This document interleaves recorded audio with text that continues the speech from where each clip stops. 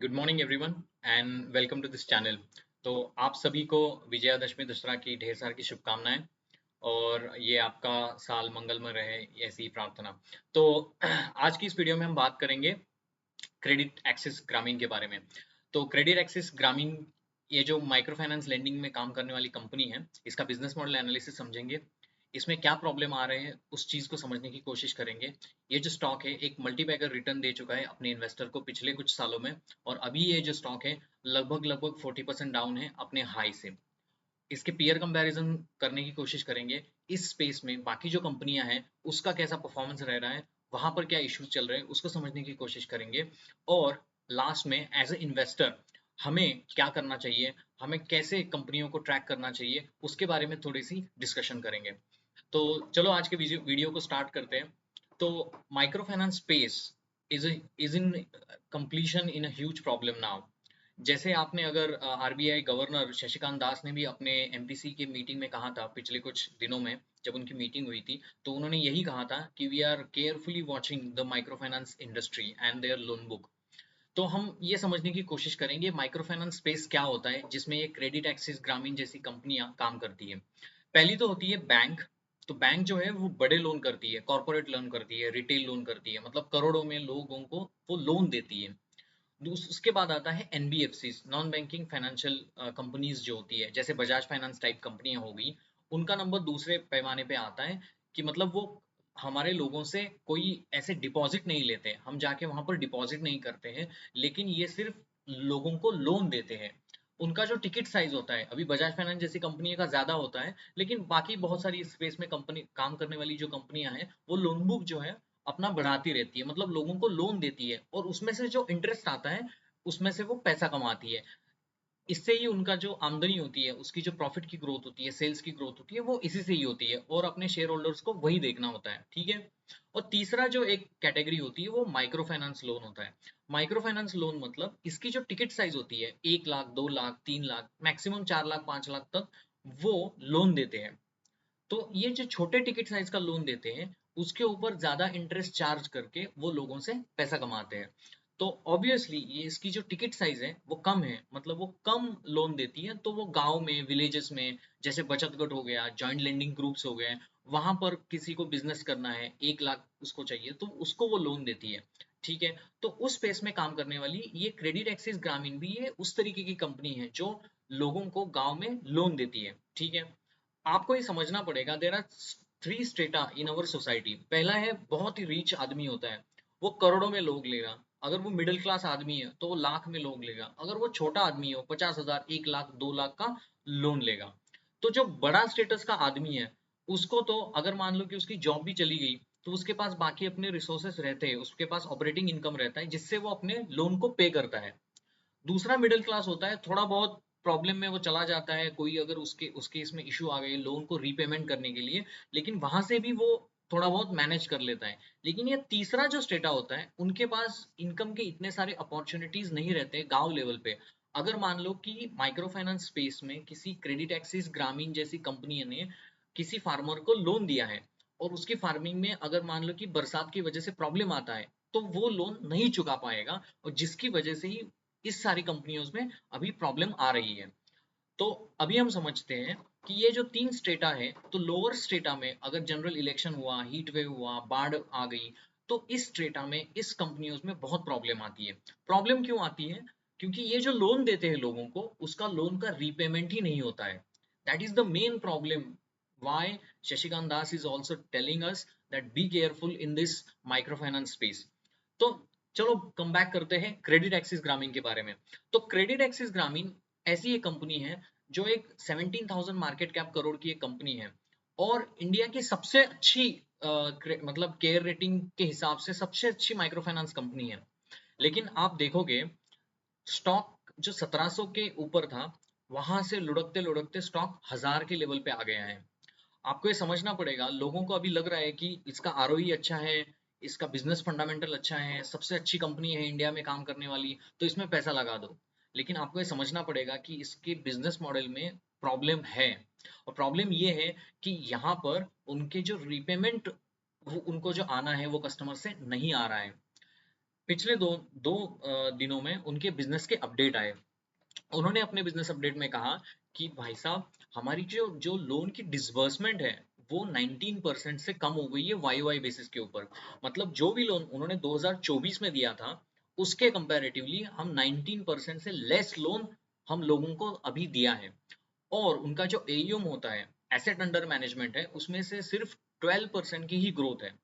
Credit access ग्रामीण जैसी company 25 से 30% से ग्रो करती थी। आप 2022 में चले जाओ, 2023 में चले जाओ, that was phenomenal growth in this company. 25-30% से ग्रोथ कर रही थी। इसके आरओई के जो नंबर थे वो 22-23% के थे। Any ROE about 20 is good for a investor. For me, like person like me, is 20% ROE is the best business to be in. लेकिन अभी इस आरओई का नंबर घट रहा है, धीरे धीरे धीरे धीरे घट रहा है। लास्ट क्वार्टर में क्रेडिट एक्सिस ग्रामीण ने कहा है, because of the heat wave, because of the general election in India, we face some problem और दैट्स व्हाई हमने जो लोन दिया है वो हमें वापस नहीं आ रहा है। मतलब उनकी जो efficiency of collection of the loan which they have given वो रिड्यूस हो रही है। लास्ट ईयर में कुछ उनका जो कलेक्शन एफिशिएंसी था वो 97.2% के था। अभी जो कलेक्शन एफिशिएंसी है वो 96% पे आ रही है। आप एक समझो कि आपने किसी को लोन दिया है और लोन का पैसा वो वापस नहीं आ रहा है। आप अगर दूसरे बंदे को एग्रेसिवली लोन दे पाओगे क्या? तो यही क्रेडिट एक्सेस ग्रामीण में हो रहा है। बिकॉज उनकी कलेक्शन इफिशियंसी घट गई है और उनका डीपीडी बकेट जो होता है, मतलब ड्यू पास डेट, मतलब अगर मान लो कि मैंने किसी से लोन लिया है और मैं 30 दिन में लोन नहीं देता हूँ, उसका एक डीपीडी बकेट होता है, 30 दिन, 60 दिन, 90 डेज। अगर 90 डेज के ऊपर किसी का डीपीडी बकेट होता है तो वो जीएनपीए में आता है, ग्रॉस नेट एनपीए में वो आता है। मतलब उसकी प्रोविजनिंग करनी पड़ती है आरबीआई के सर्कुलर के हिसाब से। तो इसीलिए कोई भी कंपनी में अगर किसी का लोन वापस नहीं आ रहा है तो उसको प्रोविजनिंग करनी पड़ती है। प्रोविजनिंग करने से उसका जो प्रोविजनिंग का नंबर आएगा वो अपने प्रॉफिट से ही चला जाएगा। मान लो कि मैंने 100 करोड़ का प्रॉफिट किया है और कोई लोन मुझे वापस नहीं दे रहा है, तो मुझे जो प्रोविजनिंग आरबीआई के सर्कुलर के हिसाब से करनी है वो मैं 5 करोड़ रुपए वो सर्कुलर में उसमें मतलब डाल दूंगा अपने जीएनपीए नंबर में। तो मेरा प्रॉफिट का नंबर घटा और मेरा पैसा नहीं आ रहा है, इसलिए मैं लोन नहीं दे पा रहा हूँ, तो मेरा सेल्स का नंबर घटा। तो जो भी कंपनी में सेल्स का नंबर घटने जा लगता है और प्रॉफिट का नंबर घटने लगता है, तो आपको ये समझना पड़ेगा the company is in the big crisis. Q1 2025 में भी उन्होंने यही कहा था और Q2 2025 में भी वही हो रहा है। उनकी कलेक्शन एफिशिएंसी घटी है, प्रोविजनिंग ज्यादा कर रहे हैं। इसका मतलब यह है कि माइक्रो फाइनेंस स्पेस में ह्यूज प्रॉब्लम चल रहे हैं। अब थोड़ा हम समझते हैं इसके पीयर कंपैरिजन में क्या चल रहा है। पीयर कंपैरिजन यानी इस स्पेस में काम करने वाली बाकी कंपनियां। तो कौन इसके स्पेस में काम करते हैं? बहुत सारी कंपनियां काम करती है, जैसे अरमान फाइनेंशियल हुआ, सेटिन केयर हुआ, जैसे स्मॉल फाइनेंस कंपनीज भी काम करती है, इक्विटास स्मॉल फाइनेंस हुई, उत्कर्ष स्मॉल फाइनेंस हुई, उज्जीवन स्मॉल फाइनेंस हुई। ये सारी कंपनियों के आप रिजल्ट देखो, उसके बिजनेस को समझो, उसके कॉन कॉल को पढ़ो, आपको समझ आएगा कि वो लोग भी वही बोल रहे हैं। आपका एक एग्जांपल देता हूँ, अरमान फाइनेंशियल, जिसमें I was also the investor. तो इस कंपनी ने एक्चुअली 60% से ग्रोथ की थी 2022-23 में। नाउ ये जो कंपनी ने पिछले 3 क्वार्टर में आके अपने कॉन कॉल में कहा कि भाई साहब, we are reducing the guidance for 2026 and 2025। We are reducing from 60% loan book का ग्रोथ टू 25 to 30%। और इसके वजह से भी उनकी क्रेडिट कॉस्ट में भी थोड़ा सा अपफ्रंट आया था, मतलब क्रेडिट कॉस्ट बढ़ गया था, लोन बुक की ग्रोथ घट रही है। इसका मतलब that was the indication for me, like there is a issue in this micro finance space. और एक एक करते हुए इस स्पेस में बहुत सारे प्रॉब्लम आने लगे। पहला प्रॉब्लम आया fusion micro finance. Last quarter में फ्यूजन माइक्रो फाइनेंस जो पंजाब रिलेटेड एरियाज में काम करती है, वहां पर पूरे गांव-गांव ने उनका लोन को वापस नहीं दिया, इसीलिए उनको हिट लेना पड़ा अपने प्रॉफिट में।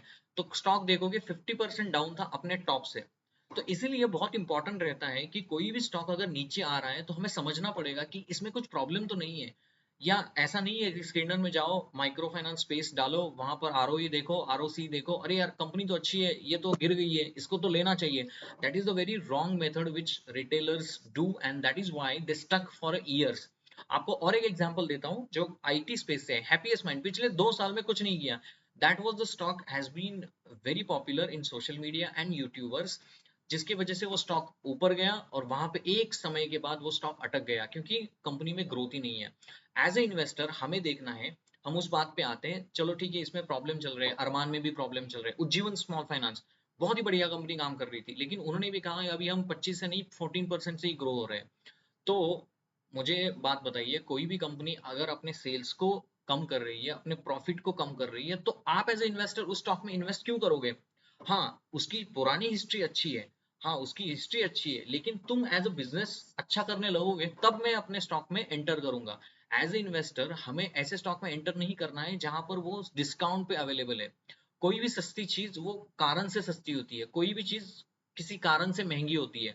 आप अगर देखोगे, माइक्रो फाइनेंस में क्रेडिट एक्सिस ग्रामीण अभी 11 के पीई पे ऊपर काम कर रही है, प्राइस टू बुक उसका 2 होगा, बहुत चीप वैल्यूएशन नजर आ रहा है, लेकिन that is because of some reasons, because collection efficiency घट रही है, बिजनेस में ग्रोथ नहीं है। और एज ए इन्वेस्टर मैं बहुत बार अपने वीडियोस में बता चुका हूँ कि as a investor you need to look the growth, growth and growth. अगर आपको ऐसे वीडियोस पसंद आते हैं तो प्लीज इस वीडियो को लाइक करना, शेयर करना और सब्सक्राइब करना और कमेंट करना कि आपको अगर कोई सुझाव है तो I'll happy to welcome that one.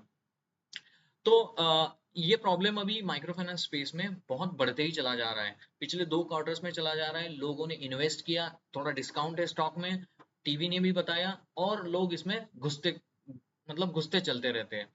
2025 के Q1 में उन्होंने कहा था कि 44% Q1 Q बेसिस के ऊपर उनकी डीग्रोथ हुई थी, तभी लोगों को समझ आना चाहिए था कि इस स्टॉक में प्रॉब्लम चल रहा है। उसके बाद उन्होंने YOY बेसिस के ऊपर भी उसकी जो ग्रोथ थी वो भी कुछ 3-4% की ग्रोथ थी। अभी जाके 12% की ग्रोथ है AUM की, और डिसबर्समेंट जो है वो 19% से लुढ़क गया है।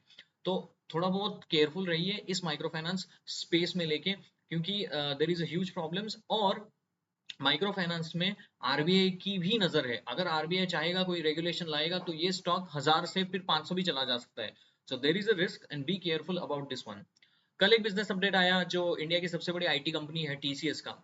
टीसीएस ने कहा कि भाई हम 7% से ही ग्रो कर पाए, हमारे डॉलर टू रेवेन्यू की ग्रोथ है उसमें हम ज्यादा कुछ नहीं कर पाए, क्योंकि मैनेजमेंट ने कहा कि सबड्यूड डिमांड है और कॉशनरी अप्रोच से हम ले रहे हैं।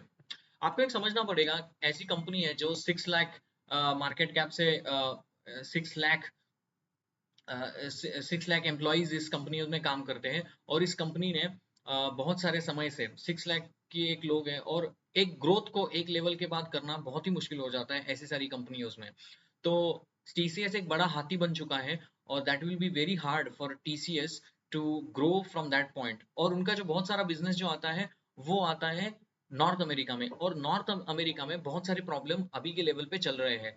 जितने ज्यादा प्रॉब्लम नॉर्थ अमेरिका में चल रहेंगे, डिमांड कम रहेगी, उतना ज्यादा प्रॉब्लम टीसीएस को होगा, because TCS is a B2B segment में काम करने वाली कंपनी है। TCS is dependent on the end user who is working in the north America. If their business is suffering, how does it possible that the TCS will grow from one point two another point?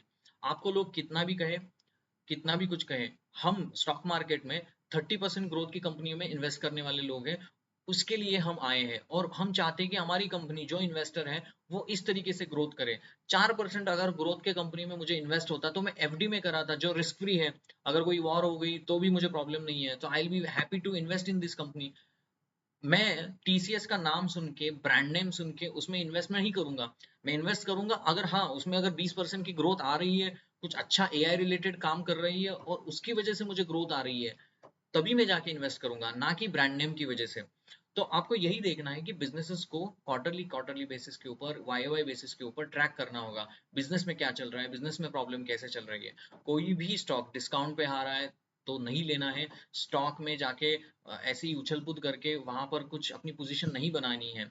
और अगर आप ये नहीं करोगे, पढ़ोगे नहीं, तो इसमें बहुत सारे प्रॉब्लम्स आएंगे। अगला हम वीडियो करेंगे एक बहुत ही अच्छी कंपनी के बारे में, जो एक वेल्थ एडवाइजर फर्म में काम करती है, जिसका जो ग्रोथ पोटेंशियल है वो 60% की ग्रोथ है उस कंपनीज में। और पिछले कुछ सालों में देखा होगा कि mutual fund industry has been grown like phenomenal, और इंडिया में अभी भी टायर 2 टायर 3 सिटीज में म्यूचुअल फंड की ग्रोथ उतनी नहीं बढ़ गई है, वो टायर 1 सिटीज में ही लिमिटेड है। तो देर is a huge scope in the wealth management company. आप इसको कल या आज को ही बनाने की कोशिश करूंगा। तो एक बहुत ही अच्छी कंपनी है जिसका बिजनेस मॉडल भी अच्छा है, जिसके रेवेन्यू और प्रॉफिट की ग्रोथ भी अच्छी है, और उसका गाइडेंस भी अच्छा है। As a investor we need a guidance, अगर गाइडेंस किसी कंपनी में अच्छा है so we are happy to invest it, और इस गाइडेंस को एग्जीक्यूट कैसे करती है कंपनी उसको भी देखना है। सो अगर हमें मार्केट में इन्वेस्ट करना है तो you need to be very cautious about the management and the guidance. तो चलो कल मिलते हैं इस वेल्थ मैनेजमेंट की कंपनी में, वो आगे जाके एक मल्टी बैगर स्टॉक बनने वाला है। तो अगर आपको ये वीडियोस पसंद आते हैं तो प्लीज इस वीडियो को लाइक करना, शेयर करना और सब्सक्राइब करना। And thank you so much and have a nice day ahead.